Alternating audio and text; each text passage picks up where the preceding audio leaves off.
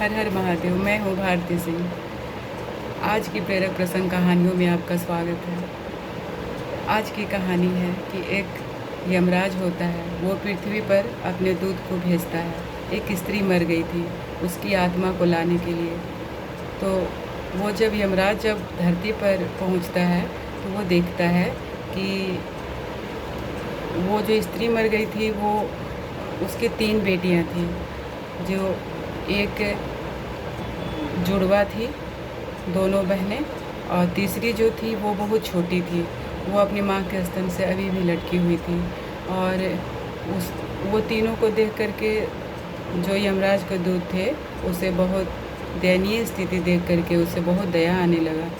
तो वो देखते हैं कि एक रो रही थी, चीख रही थी, चिल्ला रही थी, और दूसरी थी कि रोते रोते उसकी माँ के याद में उसको पकड़ करके रोते रोते वहीं पे सो गई थी, जिसकी आंखों में अभी तक आंसू भी न सूखे थे।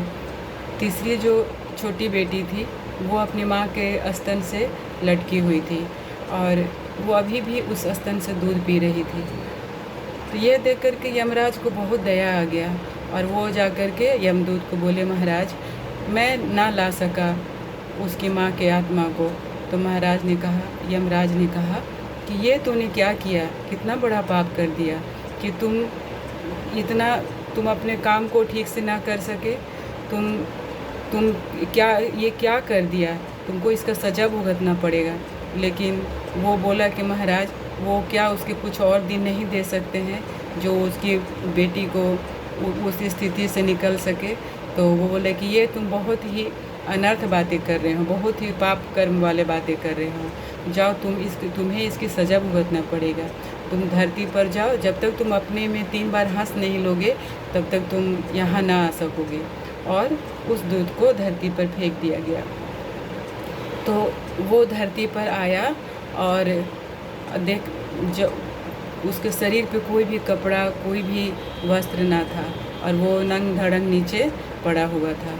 उसी समय वहाँ का एक चमड़े का व्यापारी उधर से गुजरा और उस नंग धड़ंग आदमी को देखते हुए तो बोला कि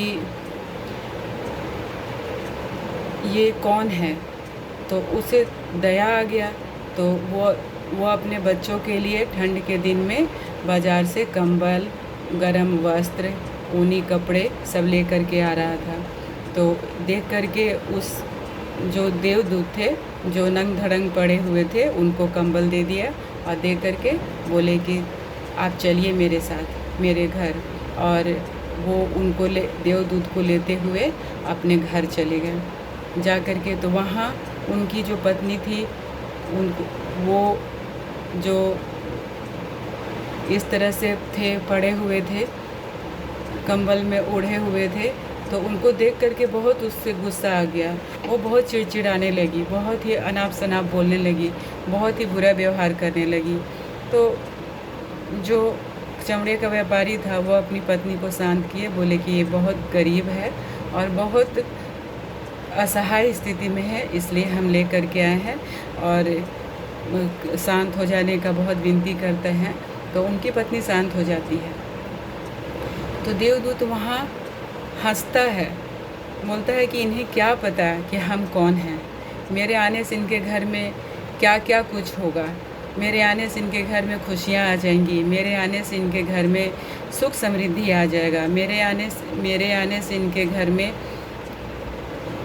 हर चीज़ से भरपूर हो जाएंगे और कोई भी किसी भी चीज़ की कमी नहीं रहेगी। तो ये सोच कर के वो देवदूत हंसने लगता है कि इन्हें कुछ नहीं मालूम है कि मैं कौन हूँ। इनकी पत्नी को कुछ नहीं पता है। जब ये जानेंगे तो मेरे आने पर शुक्रिया अदा करेंगे। तो वो जैसे ही कुछ दिन बीतने लगा तो वो जो देवदूत थे चमड़े के व्यापारी से सारा कारीगरी, सारा कुशलता, वो तो खुद देवदूत थे तो वो उससे 1000 गुना अच्छा कार्य कौशलता का निखार करके उनका जितना कार्य था सुप्रसिद्धि में बदल गया और बहुत दूर दूर तक नाम फैलने लगा। उनके घर में दूर दूर से राजा रजवाड़ा के घर से इस नगर वो नगर ये राज्य वो राज्य में सब इस तरह से प्रसिद्धि फैल गया। तो वहाँ सब उनके घर में सब अपना अपना सब जितने भी जूते का कार्य होता था सब उन्हीं के व्यवसाय से शुरू होता, उन्हीं के व्यवसाय से ख़त्म होता। तो वो बहुत बड़े व्यापारी हो गए, उनके घर में सुख समृद्धि आ गई और वो बहुत हंसी खुशी से रहने लगे। अब किसी भी चीज़ की कोई कमी नहीं थी। देवदूत वहाँ पे जब रहने लगे तो एक बार क्या हुआ कि राजा के घर से बहुत ही महंगा चमड़ा का उनके सिपाही लोग उस चमड़े के व्यापारी के घर में आए और बोले कि राजा बोले हैं कि इस अच्छे चमड़े को बहुत अच्छा जूता बनाने के लिए।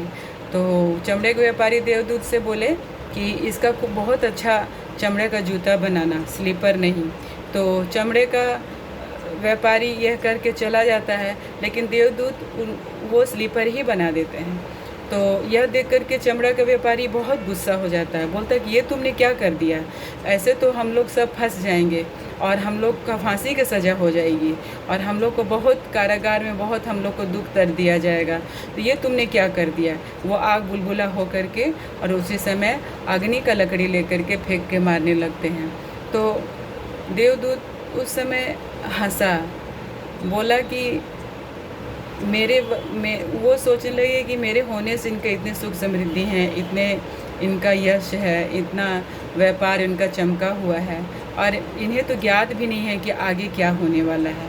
तो उसी वक्त वहाँ का जो सिपाही था उस राज्य का दौड़े दौड़े आया और चमड़े के व्यापारी से बोलने लगा कि महाराज की मृत्यु हो गई है, अब उन्हें जूते नहीं चाहिए और जूते की कोई ज़रूरत नहीं है, उन्हें स्लीपर चाहिए। तो यह सुन कर के जो चमड़े का व्यापारी होता है वो देवदूत से माफ़ी मांगने लगता है, बोलने लगता है कि आप हमें माफ़ कर दें, हमें नहीं पता था कि आगे क्या होने वाला है और स्लीपर की ही ज़रूरत है। आप कौन है हमें नहीं पता, आपके आने से तो मेरे घर में सुख वैभव हो गया, लेकिन हम आपको क्रोध में आ करके हम आपको मारने तक के आ गए। तो वो बहुत क्षमा मांगने लगा, लेकिन वो जो देवदूत थे बोले कि कोई हर्ज नहीं है और वो उन्हें क्षमा कर देते हैं। तो कुछ दिन और बीतते हैं तो वहीं का एक राजनगर में बहुत ही धनी महिला आती है अपनी 3 बेटियों को लेकर के।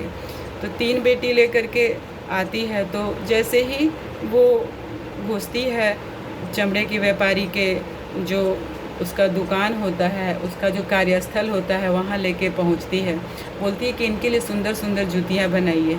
तो वो जैसे ही तीनों लड़कियों को देखते हैं देवदूत तो पहचान जाते हैं कि ये वही लड़कियां हैं जिन्हें हमें छोड़ के आया था, जिनके माँ की आत्मा लेने के लिए। लेकिन मैं इन तीनों लड़कियों को देख करके, बहुत दयनीय स्थिति देख करके और उनकी माँ का आत्मा को नहीं ला सके। तो वो उस बूढ़ी जो धनी औरत थी उससे पूछे कि इनकी माँ का और इनका क्या हुआ। तो वो धनी जो औरत थी वो बोली कि इनकी माँ तो बहुत गरीब थी, वो उसके पास कोई धन नहीं था, कोई वस्त्र नहीं था, पहनने खाने के लिए दूध पिलाने तक के भी कपड़े लत्ते पैसे नहीं थे। इनकी माँ तो दूध पिलाते पिलाते ही मर गई थी। यह देखकर मुझे बहुत दया आ गई और मेरे पास कोई बच्चे नहीं थे, तो मैं इन तीनों को देख करके मैंने उन्हें पाल लिया और इनकी माँ का दाह संस्कार कराया। आज मेरी यही तीनों बेटियाँ हैं और आज इनके लिए राजघराने से रिश्ता आया है। तो वो जो देवदूत थे वो बोले कि जिनके लिए मैं इतना परेशान था वो आज कितने सुख समृद्धि में और कितने सुंदर जीवन जी रहे हैं, जिनका सज़ा मैं आज तक भुगत रहा हूँ।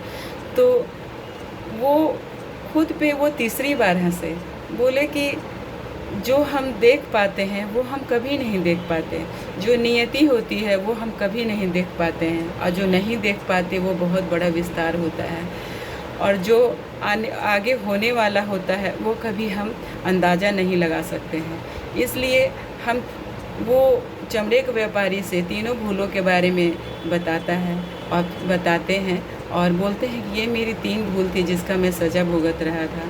मैं एक देवदूत था, अब मेरा तीनों भूल के मेरे 3 बार मैं अपने ऊपर हंस चुका हूँ। अब मैं अपने धाम को जाता हूँ जहाँ मेरे धर्मराज हैं और मैं उनसे क्षमा मांगूंगा कि मैं नियति में जो लिखा है उसका अंदाज़ा पहले ही लगा करके मुझसे बहुत बड़ी गलती हो गई। तो आज की यही कहानी थी जो हमें प्रेरित की और हमें बहुत अच्छा लगा। हमें लगा कि आप लोगों को बताना चाहिए, इसलिए हम आपके सामने ये कहानी लेकर आए हैं। अगर आप लोग को अच्छा लगा होगा तो आप लोग ज़रूर बताइएगा। हर हर महादेव।